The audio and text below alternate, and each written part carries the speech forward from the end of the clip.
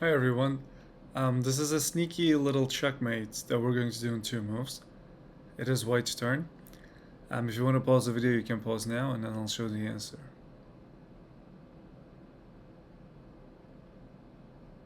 Alright. So white is in a winning position, but there's some interesting things happening. For example, the bishop is on the same diagonal as our queen and as our king. We have two rooks. King actually can't go anywhere, right? The rook is attacking the top squares, bishop is covering these squares, so the opponent's king is stuck. But the difficult part is doing this in two moves, because like if you try to do a check, they can actually block this check and they do a counterattack this way too.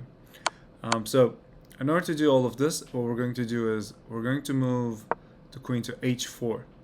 So we are aligning our queen with the opponent's king, with the rook and our rook.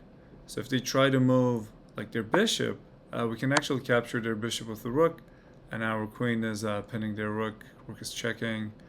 King can't go anywhere. That's a checkmate. If they try to move, since the king can't move, maybe they want to move the rook to a square like this. If their rook goes to a square like that, we're going to move the rook to g7 anyway. Since we do this double check, they won't be able to capture our rook. King can't go anywhere. Again, that's a checkmate.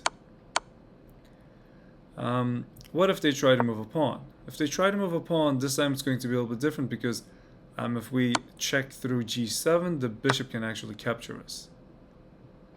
So we're actually going to move the rook through to e5, and they won't be able to block this check with their rook since our rook is checking and the queen is pinning their rook, and our knight is also covering the d6 square.